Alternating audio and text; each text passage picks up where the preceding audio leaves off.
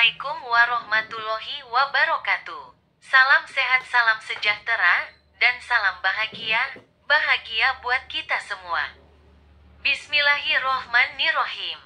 Alhamdulillahirobbil alamin. Ashadu alla ilaha illallah wa sadu anna Muhammad Rasulullah. Allahumma sholli wa salim ala Sayyidina Muhammad wa ala ali Muhammad.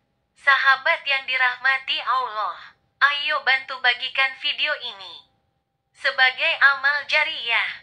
Barang siapa mengajak manusia kepada petunjuk, maka baginya pahala seperti pahala orang yang mengikutinya tanpa mengurangi pahala mereka sedikit pun. Hadis riwayat Muslim. Jangan lupa di subscribe ya. Namanya Julaibib, begitulah dia biasa dipanggil. Nama ini sendiri mungkin sudah menunjukkan ciri fisiknya yang kerdil dan pendek. Nama Julaibib adalah nama yang tidak biasa dan tidak lengkap. Nama ini tentu bukan ia sendiri yang menghendaki. Bukan pula orang tuanya. Julaibib hadir ke dunia tanpa mengetahui siapa ayah dan ibunya. Demikian pula orang-orang semua tidak tahu atau tidak mau tahu tentang nasab Julaibib. Bagi masyarakat Yasrib, tidak bernasab dan tidak bersuku adalah cacat sosial yang sangat besar. Tampilan fisik dan kesehariannya juga menjadi alasan sulitnya orang lain ingin berdekat-dekat dengannya. Wajahnya jelek, terkesan sangar, pendek, bunguk, hitam, dan fakir. Kainnya usang, pakaiannya lusuh, kakinya pecah-pecah, tidak beralas. Tidak ada rumah untuk berteduh, tidur hanya berbantalkan tangan, berkasurkan pasir dan kerikil.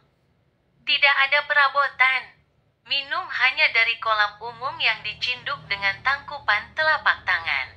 Abu Barzah, pemimpin Bani Aslam, sampai-sampai berkata tentang Julaibib, "Jangan pernah biarkan Julaibib masuk di antara kalian.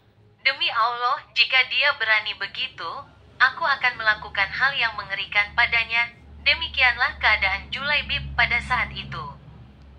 Namun jika Allah berkehendak menurunkan rahmatnya, tidak satu makhluk pun bisa menghalangi. Julaibib menerima hidayah, dan dia selalu berada di saf terdepan dalam salat maupun jihad. Meski hampir semua orang tetap memperlakukannya seolah ia tiada, tidak begitu dengan Rasulullah Shallallahu Alaihi Wasallam. Alaihi Wasallam, sang rahmat bagi semesta alam. Julaibib yang tinggal di Sufah Masjid Nabawi, suatu hari ditegur oleh sang Nabi Shallallahu Alaihi Wasallam. "Julaibib," begitu lembut beliau memanggil.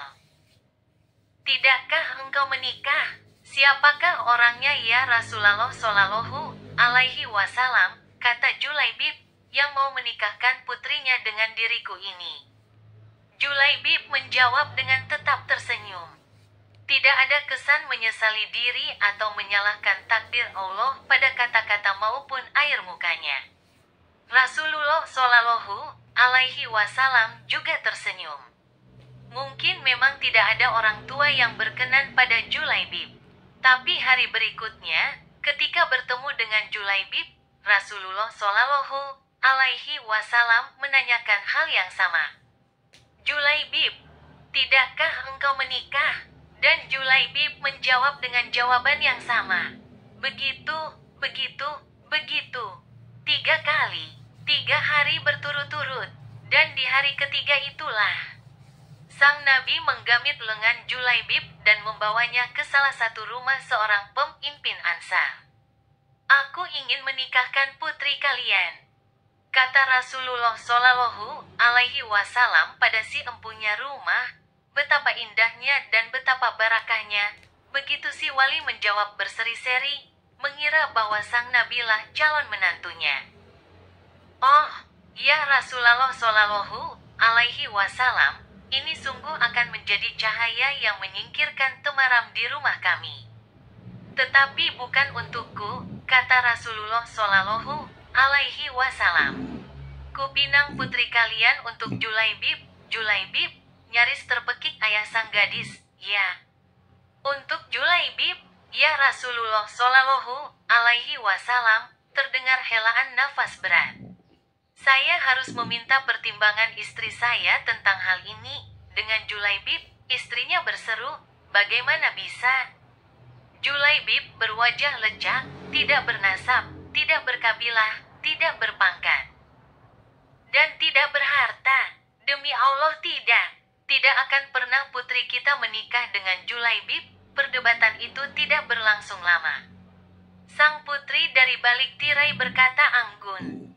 Siapa yang meminta? Sang ayah dan sang ibu menjelaskan.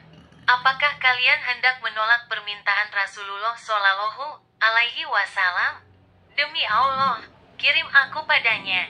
Dan demi Allah, karena Rasulullah Shallallahu Alaihi Wasallam yang meminta, maka tiada akan dia membawa kehancuran dan kerugian bagiku. Sang gadis yang salehah lalu membaca ayat ini. Dan tidaklah patut bagi lelaki beriman dan perempuan beriman, apabila Allah dan Rasul-Nya telah menetapkan suatu ketetapan, akan ada bagi mereka pilihan lain tentang urusan mereka. Dan barang siapa mendurhakai Allah dan Rasul-Nya, maka sungguhlah dia telah sesat, sesat yang nyata. Surat Al-Ahzab 36. Dan sang Nabi dengan tertunduk berdoa untuk sang gadis solihah, Ya Allah, limpahkanlah kebaikan atasnya, dalam kelimpahan yang penuh barakah. Jangan kau jadikan hidupnya payah dan bermasalah.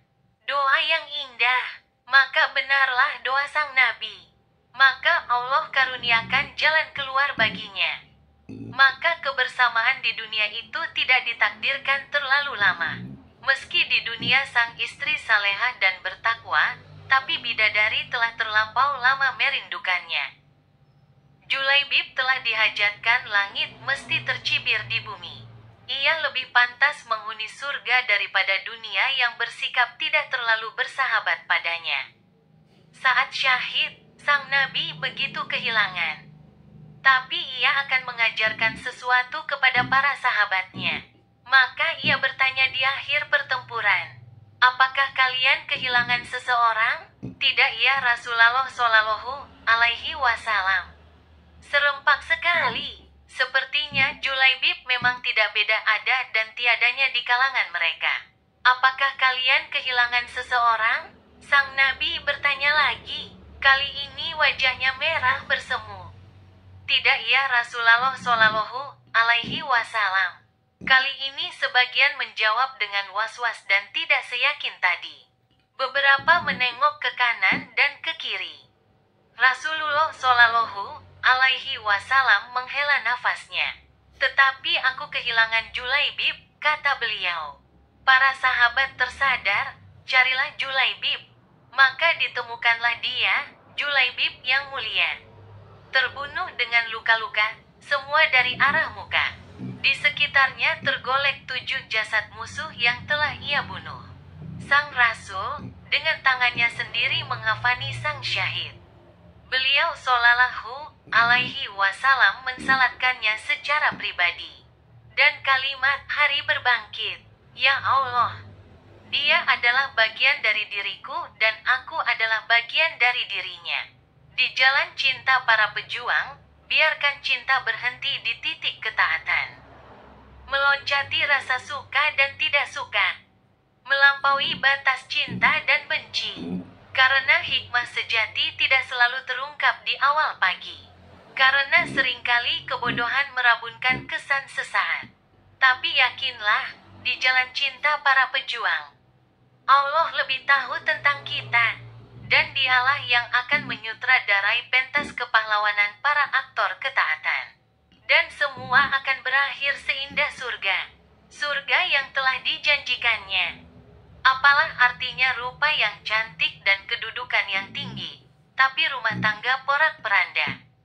Suami curang terhadap istri, manakala istrinya juga bermain kayu tiga di belakang suami.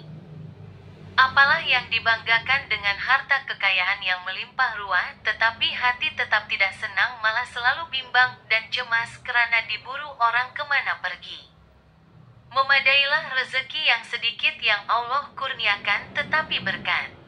Memadailah dengan suami yang dijodohkan tiada rupa asalkan suami tersebut dapat memberi kebahagiaan di dunia dan lebih-lebih lagi akhirat.